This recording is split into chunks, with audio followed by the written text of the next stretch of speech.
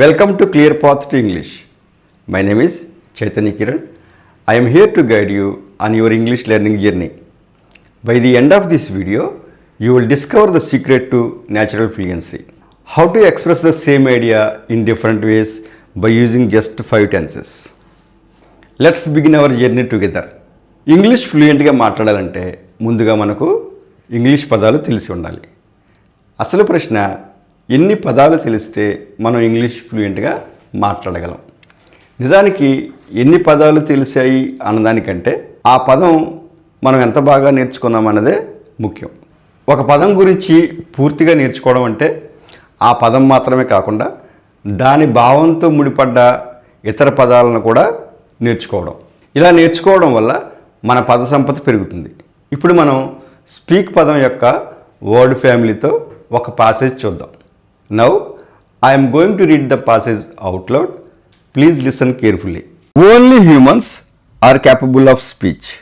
My mother tongue is Telugu. I speak it fluently and use it in my daily conversations. It helps me express my thoughts clearly and confidently. Nowadays, English has become one of the most important languages in the world. Many people want to speak English fluently because it provides better job opportunities. If we speak English well, we may find a well-paid job anywhere. However, in the past, many non-native speakers lost valuable opportunities because they were afraid to speak English. Previous generations did not have modern technology while they were learning English. In daily life, we usually speak to our friends and family in a relaxed way. Spoken English is often easier than written English.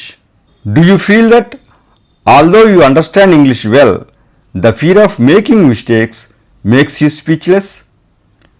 We can overcome this problem by thinking in English. Speaking in English requires thinking in English. It requires a direct connection between thoughts and words. When we try to translate from our mother tongue before speaking, our fluency does not improve. We have to stop translating word for word from our mother tongue while we are speaking. Our confidence grows only when we speak regularly without fear. Ultimately, no non-native speaker can become fluent without thinking in English and practicing regularly. చూశారు కదా speak ఫ్యామిలీలో ఎన్ని పదాలు ఉన్నాయో. ఈ పాసేజీలో కేవలం 5 tenses మాత్రమే ఉపయోగించడం జరిగింది. ఈ పదాలు ఏ విధంగా ఉపయోగించామో వాటి అర్థాలు ఏమిటో ఇప్పుడు చూద్దాం. ఈ వాక్యాలలో పింక్ కలర్లో ఉన్న పదాలు మెయిన్ వెర్బ్స్ అని గమనించండి. Only humans are capable of speech అంటే మనుషులకు మాత్రమే వాక్ సామర్థ్యం ఉంది. ఇక్కడ స్పీచ్ అనే పదానికి ప్రసంగము లేదా ఉపన్యాసం అనే వేరే అర్థం కూడా ఉంది. కానీ ఇక్కడ వాక్కు అనే అర్థం మాత్రమే మనం తీసుకోవాలి. ఇక రెండవ వాక్యంలో we usually speak to our friends and family in a relaxed way అంటే మనం సాధారణంగా మన స్నేహితులతో మరియు కుటుంబ సభ్యులతో ఒత్తిడి లేకుండా ప్రశాంతంగా మాట్లాడతాం. ఇక్కడ స్పీక్ని మెయిన్ వెర్బ్గానే ఉపయోగించాం. మూడవ వాక్యంలో many people want to speak English fluently అంటే చాలామంది ఇంగ్లీష్ను అనర్గళంగా మాట్లాడాలని కోరుకుంటారు. ఇక్కడ టు స్పీక్ను టు ఇన్ఫినిటివ్గా ఉపయోగించాం. నాలుగవ వాక్యంలో spoken English is often easier than written English అంటే మాట్లాడే ఇంగ్లీషు రాసే ఇంగ్లీష్ కంటే చాలా సులభంగా ఉంటుంది. ఇక్కడ స్పోకెన్ అనే పదం యాడ్జెక్టివ్గా ఉపయోగించాం. ఐదవ వాక్యంలో speaking in English requires thinking in English అంటే ఇంగ్లీష్లో మాట్లాడాలంటే ఇంగ్లీష్లోనే ఆలోచించడం అవసరం. ఇక్కడ స్పీకింగ్ను నౌన్లో ఉపయోగించాం. ఆరవ వాక్యం the fear of making mistakes makes you speechless. The fear of making mistakes ఇదంతా కూడా సబ్జెక్ట్గానే పనిచేస్తుంది. మనకు స్ట్రాంగ్ ఎమోషన్స్ భయం, ఆనందం, ఆశ్చర్యం ఇలాంటి ఎమోషన్స్కు గురైనప్పుడు మాట్లాడలేకపోవడం అనేదాన్ని మనకు తెలుపుతుంది. The fear of making mistakes makes you speechless అంటే తప్పులు చేస్తామన్న భయం మనల్ని మాట్లాడకుండా చేస్తుందా అని అర్థం. ఇక్కడ స్పీచ్లెస్ను యాడ్జెక్టివ్గా ఉపయోగించాం. 7వ వాక్యం, we have to stop translating word for word from our mother tongue while we are speaking అంటే మనం మాట్లాడుతున్నప్పుడు మన మాతృభాష నుంచి పదానికి పదం అనువదించడం ఆపాలి. ఇక్కడ ఆర్ స్పీకింగ్ అంటే కంటిన్యూస్ ఫామ్లో మనం స్పీక్ ఫ్యామిలీని వాడాం. 8వ వాక్యం, when we try to translate from our mother tongue before speaking our fluency does not improve. ఇక్కడ స్పీకింగ్ను నౌన్లా ఉపయోగించాం. 9వ వాక్యం, ultimately no non native speaker can become fluent without thinking in English and practising regularly. ఇక్కడ స్పీకర్ను నౌన్లా ఉపయోగించాం. ఈ విధంగా స్పీక్ ఫ్యామిలీలోని పదాలు నౌన్గాను, వెర్బ్గాను, యాడ్జెక్టివ్గాను మనం ఉపయోగించడం జరిగింది.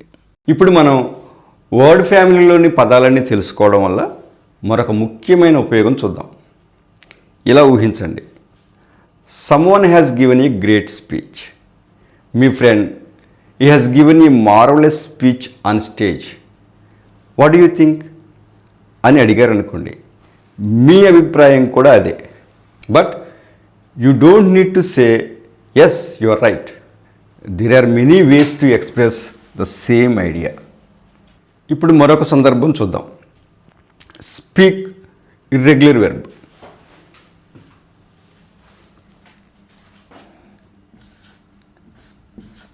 Speak base verb, spoke past tense verb, spoken past participle. ఒక్కొక్కసారి వీటిలో ఏ వెర్బ్ ఫామ్ వాడాలో డౌట్ రావచ్చు, లేదా ఆ పదం గుర్తుకు రాకపోవచ్చు.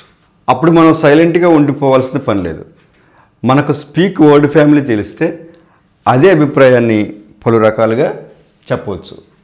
Word families give us sentence flexibility.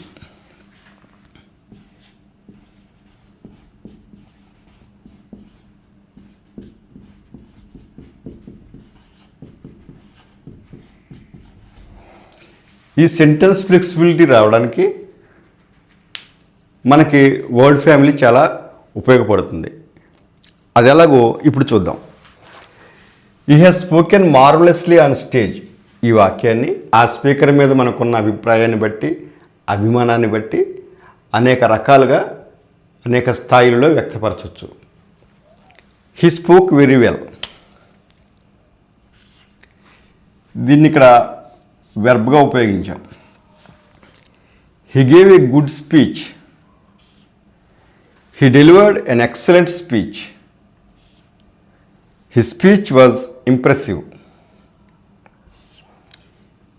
ఈ స్పీచ్ ఇక్కడ నౌన్గా ఉపయోగించాం.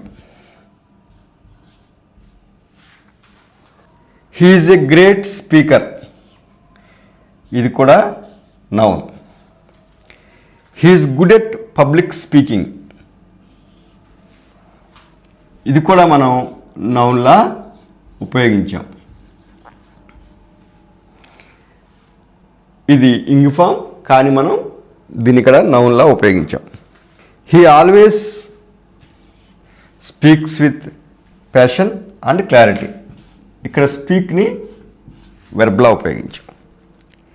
His speaking ability is marvellous. Speaking, ఇక్కడ మనం స్పీకింగ్ అనే పదాన్ని ఎబిలిటీని డిస్క్రైబ్ చేయడానికి ఉపయోగించడం జరిగింది. యాడ్జెక్టివ్ లాగా పనిచేస్తుంది.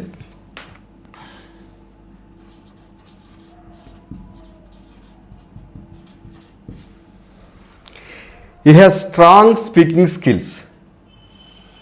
ఇక్కడ కూడా స్కిల్స్ని డిస్క్రైబ్ చేస్తూ మన స్పీకింగ్ని వాడడం జరిగింది.